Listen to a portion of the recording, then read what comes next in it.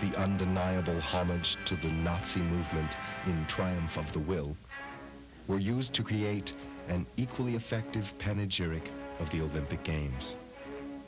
Riefenstahl described the film's theme as beauty, a celebration of the grace and beauty of the human body.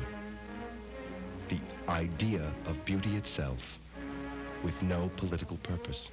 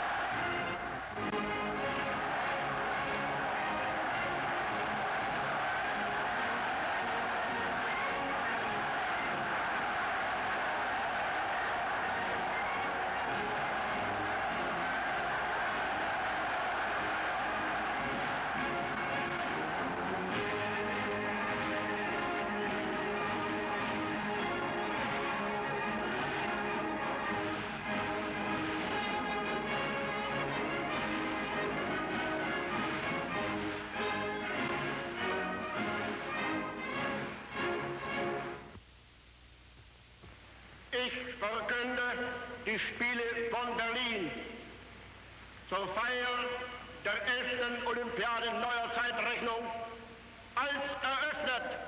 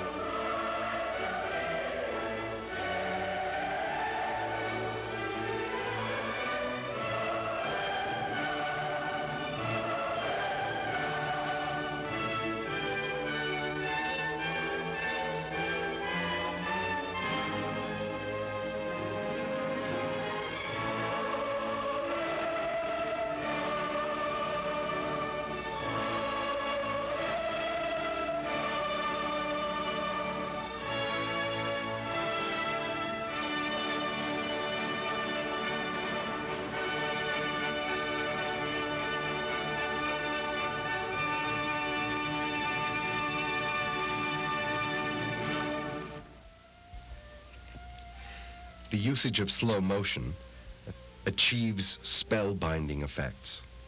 Like Triumph of the Will, Olympia creates an extraordinary atmosphere, well above ordinary life. Riefenstahl planned the editing before the actual shooting of the film, not after, with Dr. Frank as the assistant this time during the editing. I had the whole thing in my mind, she said. I was like an architect building a house.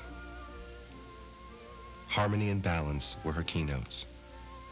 She strove to alternate tensions, to strengthen the sound if the picture was weak, and vice versa, to move from reality to poetry and back again.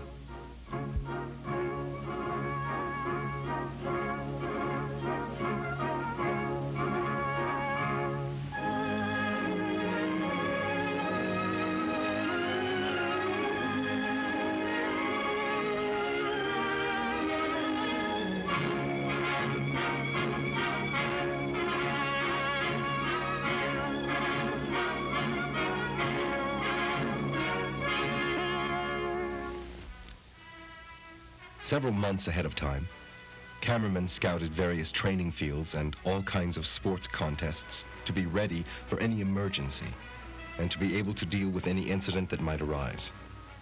They practiced focusing and moving about with their often heavy, cumbersome equipment.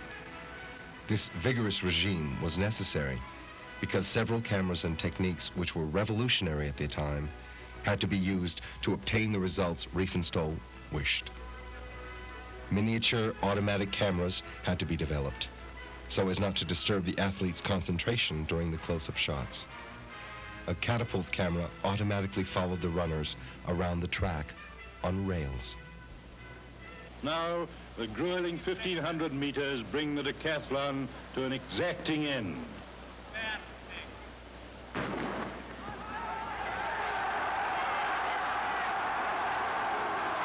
Huber challenges Morris for the lead. Morris glances round to see who it is and responds instantly. Overtaking Klein of Czechoslovakia, he goes into the lead. Once again, and for the last time, he's running on against the clock into the gathering darkness. Huber hangs on doggedly. But Morris's gold medal is a certainty now. He wants to beat his own world's record.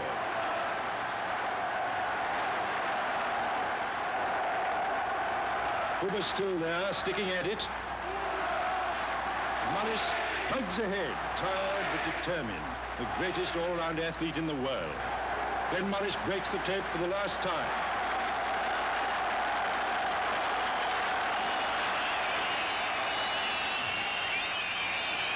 He's beaten his own world record and amassed a total of 7,900 points to give America victory again. Second, Clark, America. Third, Parker, America. And fourth, Huber, Germany, the best European.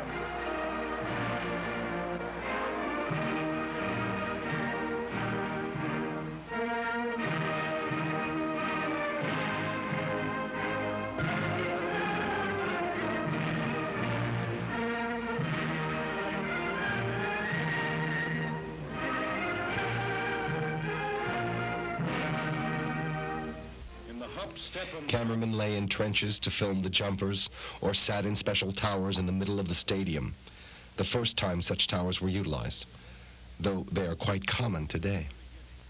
Balloons equipped with automatic cameras floated above the field, and although only 10 meters of every 1,000 shot turned out to be usable, some striking scenes were obtained.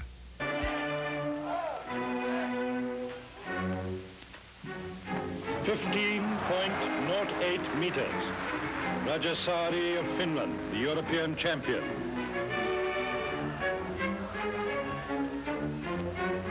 14.59 meters. Richardson of Canada. No jump.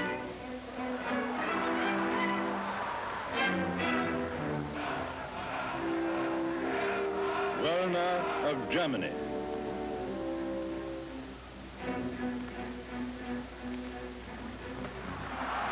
15.27 meters. Oshima, Japan.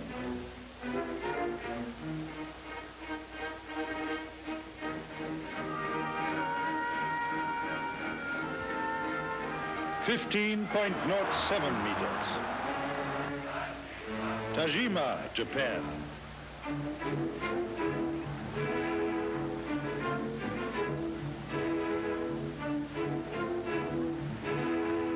15.76, new Olympic record. Metcalf of Australia.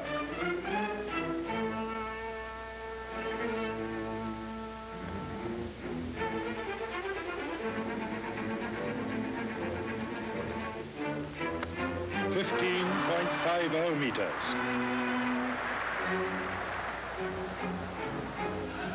Harada, Japan.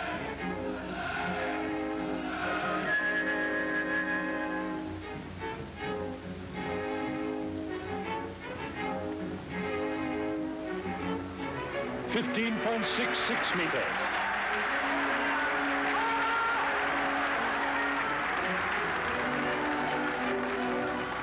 Now Tajima, Japan.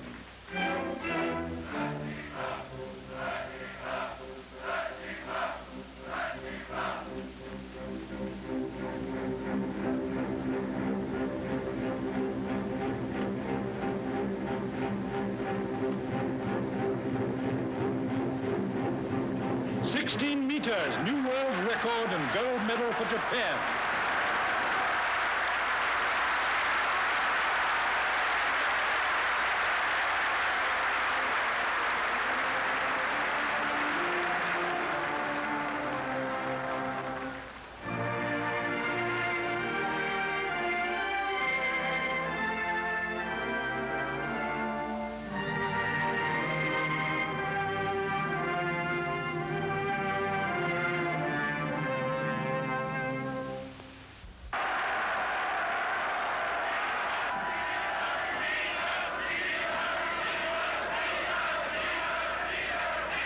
Here's Titas, 2 yards ahead of Higgins.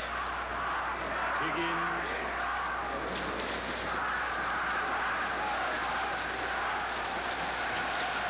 Ildefonso. Teuter. Ito.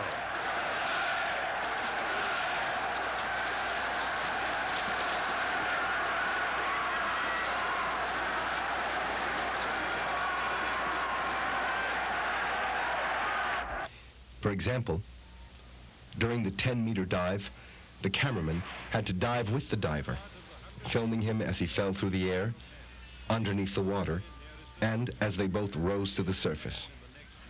This meant not only holding the focus and adapting to all the light changes, but changing the lens itself at the bottom of the pool. Only about 5% of this film material was of any use to the director. All of the filming was achieved by only 33 people, including the scenes shot in Greece and during the long trek northwards from Mount Olympus to Berlin.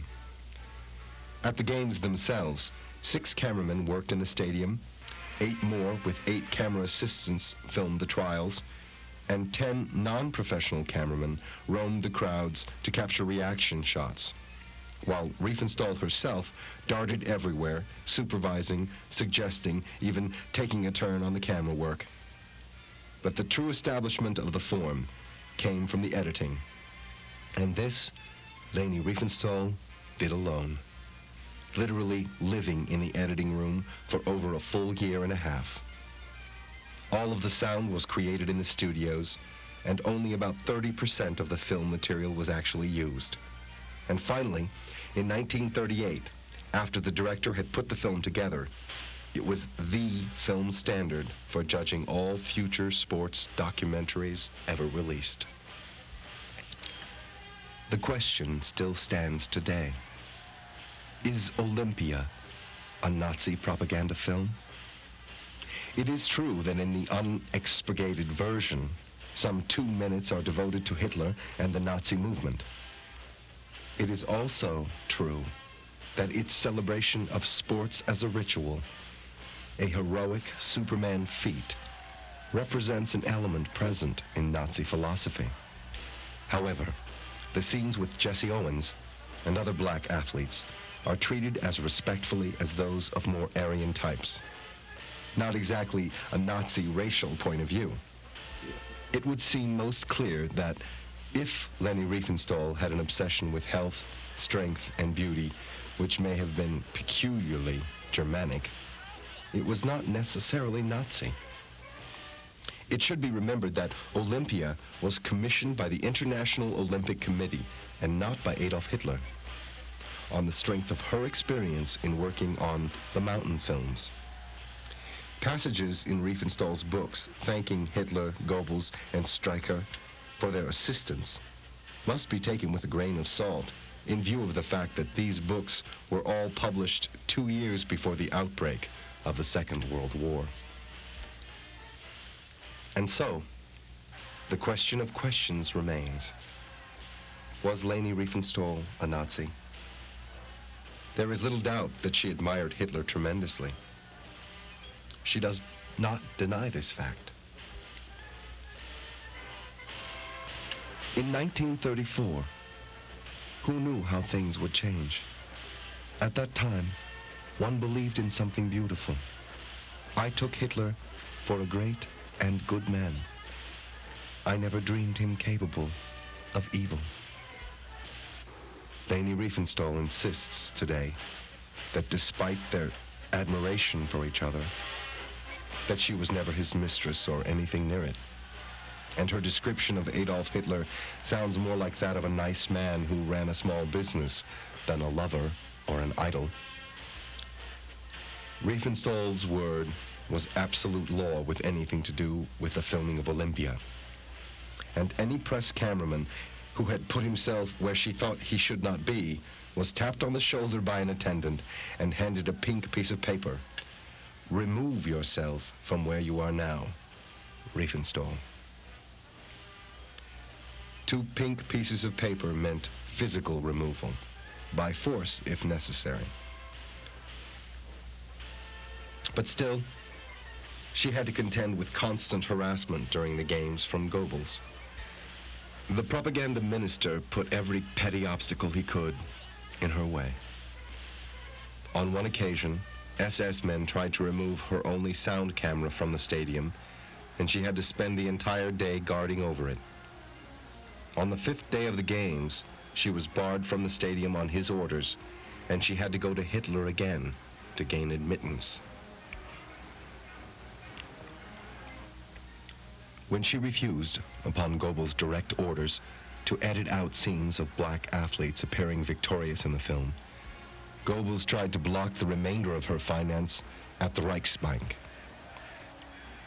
Goebbels carried his vendetta on to the personal level against Riefenstahl, going so far as to walk out of a social function when she entered the room, stating that he could not stand being with a non-Aryan, and claiming that she was actually a Jewess. In many cases, it is well nigh impossible to determine the truth of some of the specific charges against Leni Riefenstahl, since both she and her admirers tend to overreact to charges of fascism and to give different versions of events at different times. For example,